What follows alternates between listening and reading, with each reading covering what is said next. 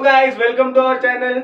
आज हम fourth chapter financial planning का प्रैक्टिस सेट 4.3 सॉल्व करने वाले हैं। तो ऐसे वीडियो देखने के लिए हमारे चैनल को सब्सक्राइब कीजिए और बेल आइकन प्रेस कीजिए, जिससे आपको न्यू वीडियो की अपडेट मिलती रहेगी। तो आज हम फोर्थ चैप्टर फाइनेंशियल प्लानिंग का प्रैक्टिस सेट 4.3 सॉल्व करने वाले हैं। तो इसमें हमको शेयर मार्केट के बारे में थोड़ा जानना है, ठीक है। तो शेयर में पहला शेयर मतलब क्या होता है? A share is the smallest unit of capital. The value of a share is printed on the company certificate with other details, ठीक है। तो शेयर का मतलब सिर्फ इतना समझ लीजिए कि कोई भी कंपनी है, उसमें हम कोई भी शेयर खरीदते हैं, मतलब उस कंपनी का जो कुछ परसेंट में हिस्सा होता है, उस परसेंट में हमारे पैसे लगे रहते हैं। तो जो भी कंपनी होती है उसके जो परफॉर्मेंस रहता है उस पर हमारी शेयर की वैल्यू डिपेंड रहती है, ठीक है। तो इसमें शेयर मतलब एक छोटा सा हिस्सा समझ लीजिए जो हम कंपनी को हमारी तरफ से देते हैं, और जो उसमें से कंपनी का जो बेनिफिट होता है उस बेनिफिट में से हमको पैसे मिलते हैं, ठीक है। शेयर का मतलब समझ में आया होगा। उसके बाद शेयर होल्डर मतलब जो शेयर खरीदता है, ठीक है। अभी समझो मैंने एक शेयर खरीदा, तो शेयर मैंने जो खरीदा है मतलब वो शेयर में मैंने कुछ पैसे लगाए, ठीक है। और जो पैसे लगाए किसने लगाए? मैंने लगाए, तो मैं क्या हुआ? Share holder. उसके बाद स्टॉक एक्सचेंज मतलब ये अपना शेयर मार्केट है, ठीक है, मतलब स्टॉक मार्केट। तो इसमें क्या रहता है? It is a place where buying and selling of a share take place, is also known as a stock market, ठीक है। अब शेयर है, मैंने शेयर खरीदा मतलब मैंने उसको बाय किया, ठीक है। मैंने शेयर को बेचा मतलब उसको मैंने सेल किया। तो जहां हम मतलब जिस जगह जाकर हम ये खरीदारी और बिक्री करते हैं उसे हम स्टॉक मार्केट कहते हैं, ठीक है, मतलब स्टॉक एक्सचेंज कहते हैं, ठीक है। उसके बाद है हमारी फेस वैल्यू का मतलब होता है the value printed on the share certificate. अब जो शेयर सर्टिफिकेट है उस पे जो वैल्यू प्रिंटेड किया होता है पहले से ही, अभी हम कोई चीज खरीदने जाते हैं उस पे भी कुछ वैल्यू प्रिंटेड किया होता है, तो प्रिंटेड वैल्यू को हम बोलते हैं फेस वैल्यू। उसके बाद है मार्केट वैल्यू मतलब the price at which shares are sold, मतलब अब जिस प्राइस पे मार्केट में उसको हमने बेचा है वो वैल्यू रहती है हमारी मार्केट वैल्यू। अभी कोई भी एक चीज है उस पे कुछ प्रिंटेड वैल्यू रहती है, ठीक है, बट हर बार उस प्रिंटेड वैल्यू के हिसाब से हम उसको लेते नहीं है, क्यों बेचते नहीं है। तो जो वैल्यू हम उसे मार्केट प्राइस में बेचते हैं उसे हम कहते हैं मार्केट वैल्यू, ठीक है। उसके बाद कंपैरिजन दिया है मार्केट वैल्यू का और फेस वैल्यू का। तो उसमें याद रखना है 3 स्टेप इंपॉर्टेंट है। उसमें फर्स्ट स्टेप है if MV means market value is greater than face value then the share is at premium. ये याद रखना है सिर्फ, प्रीमियम, ठीक है। कब प्रीमियम रहेगा? जब मार्केट वैल्यू ग्रेटर रहेगा फेस वैल्यू से। उसके बाद इफ एमवी म्हणजे market value equal to F value then the share is at par, ठीक है। ये भी याद रखना है, जब मार्केट वैल्यू और फेस वैल्यू इक्वल रहेगा तब हमारा शेयर किस पे रहेगा? पार पे रहेगा।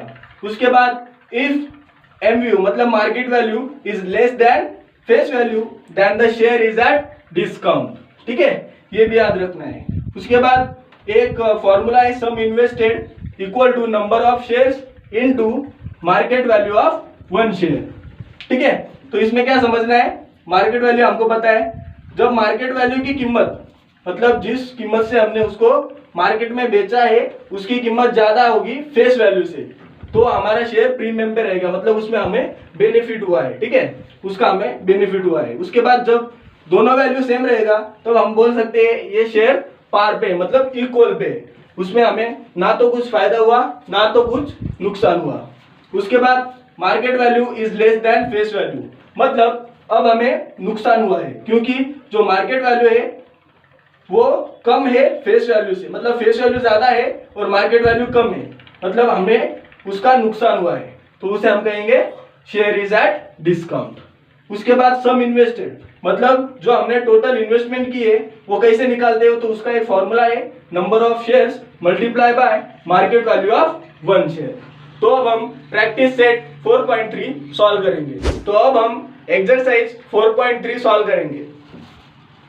प्रैक्टिस सेट 4.3 में क्वेश्चन नंबर फर्स्ट है complete the following table by writing suitable numbers and words, ठीक है। तो इसमें एक टेबल दिया हुआ है उसमें हमें सिर्फ वैल्यू पुट करनी है।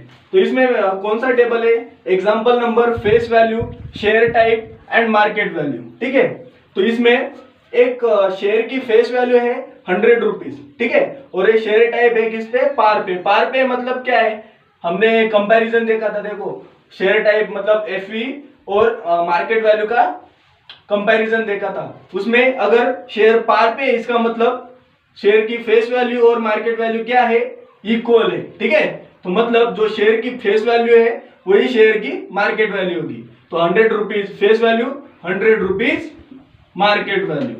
ठीक है, उसके बाद इसमें फेस वैल्यू दिया हुआ नहीं है, फेस वैल्यू फाइंड करना है। और शेयर किस पर है, प्रीमियम पे है 500 रुपए में। ठीक है, 500 रुपए प्रीमियम पे है और शेयर की मार्केट वैल्यू है 575 रुपए। ठीक है, तो इसमें शेयर अगर प्रीमियम पे है, मतलब ये शेयर का टाइप है, उधर प्रीमियम पे मतलब क्या है, प्रीमियम पे मतलब जो मार्केट वैल्यू है वो ज्यादा है फेस वैल्यू से। ठीक है, जो फेस वैल्यू है उससे ज्यादा मार्केट वैल्यू है।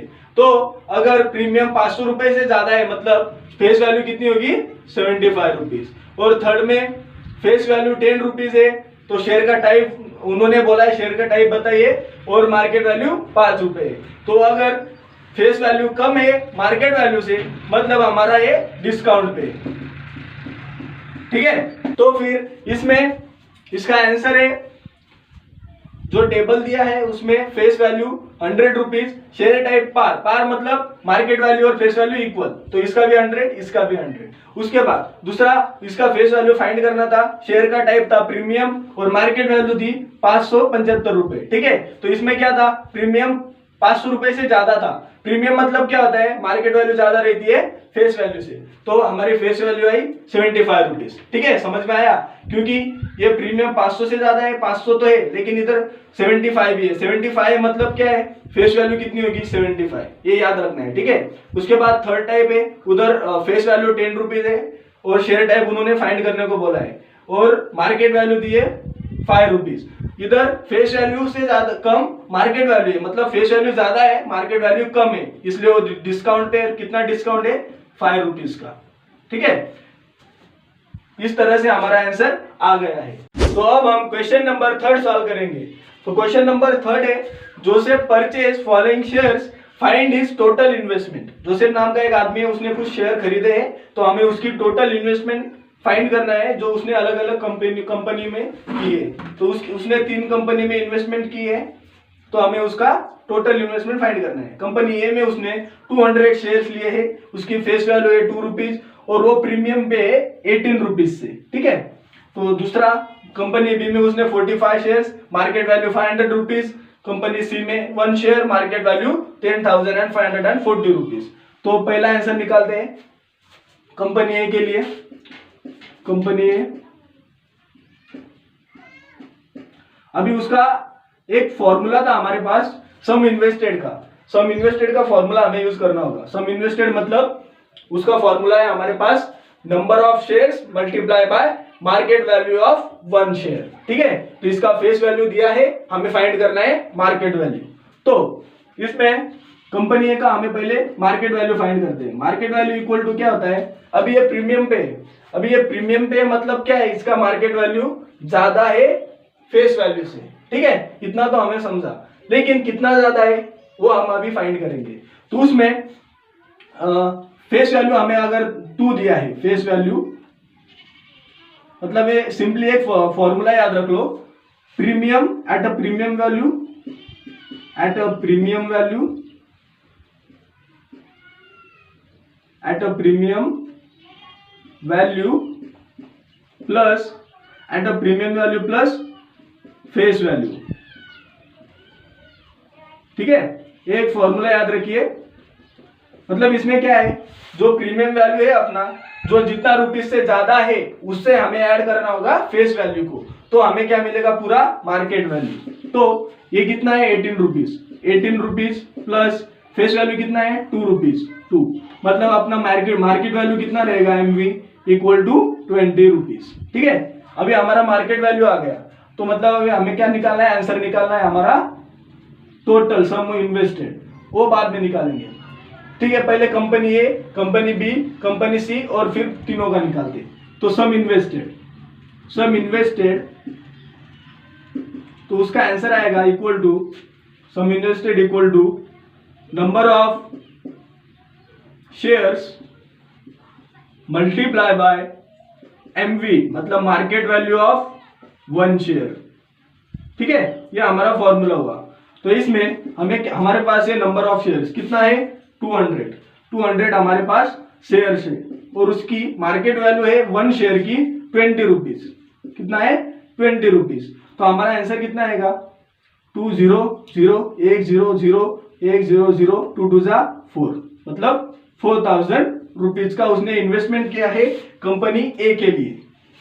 सम इन्वेस्टेड फॉर कंपनी ए। उसके बाद दूसरा निकालते हैं कंपनी बी के लिए, फॉर कंपनी बी। ठीक है, तो कंपनी बी में उसने मार्केट वैल्यू ऑलरेडी दिया है हमें 500 रुपीज, इसलिए उसमें मार्केट वैल्यू निकालने की जरूरत नहीं है। लेकिन शेयर्स कितना है तो फिर सीधा सम इन्वेस्टेड निकालते हैं। Sum invested equal to number of shares multiply by MV, market value of shares. ठीक है, तो इसमें हमारे पास नंबर ऑफ शेयर्स है 45 शेयर्स है। इधर देखिए 45 shares multiply by market value कितना है शेयर का 500 रुपीज मल्टीप्लाई बाय। तो हमारा आंसर आएगा अभी 500 ये 20 5 5 जा 25 5 4 जा 20 22 20 एंड 2 22। ठीक है, तो हमारा आंसर आएगा 22,500 रुपीज का उसने इन्वेस्टमेंट किया है कंपनी बी में। ठीक है, तो उसके बाद हमारी थर्ड कंपनी सी। तो अभी कंपनी सी के लिए हमारी इन्वेस्टमेंट होगी, कंपनी सी के लिए इन्वेस्टमेंट होगी फॉर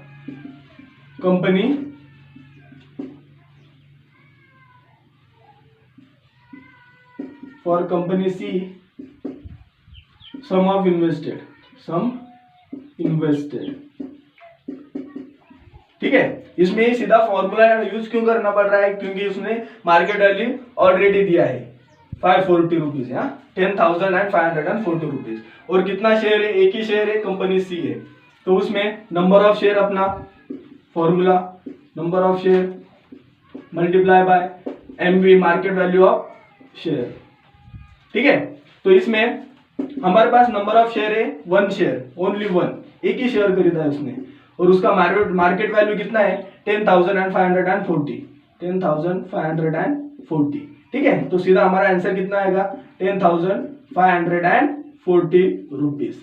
ठीक है, इस तरह से हमने कंपनी ए, कंपनी बी और कंपनी सी के लिए पूरा इन्वेस्टमेंट फाइंड किया है। लेकिन क्वेश्चन में क्या बोला है, जोसेफ नाम का आदमी है, उसका टोटल इन्वेस्टमेंट फाइंड करना है। तो वो कैसे होगा, sum of invested of company A, sum invested of company B, sum invested of company C, इन तीनों का एडिशन करना होगा। तो टोटल इन्वेस्टमेंट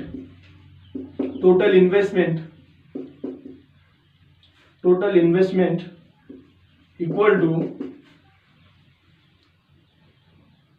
सम इन्वेस्टेड, सीधा ऐसे लिखता हूं। ठीक है, company A investment plus company B investment plus company C investment. ठीक है, तो हमारा आंसर आएगा, तो अभी कंपनी ए में कितना इन्वेस्ट किया था उसने 4,000 रुपीज प्लस कंपनी बी में 22,500 रुपीज प्लस कंपनी सी के लिए उसने इन्वेस्ट किया था 10,540 रुपीज। ठीक है, तो हमारा टोटल इन्वेस्टमेंट कितना आएगा, अभी एडिशन करना पड़ेगा 0 0 0। ठीक है, 4 0 0 मतलब 4, 5 5 0, ठीक है, मतलब 10, 1 गया इधर, 1 2 3 3 एंड 4 7, ठीक है।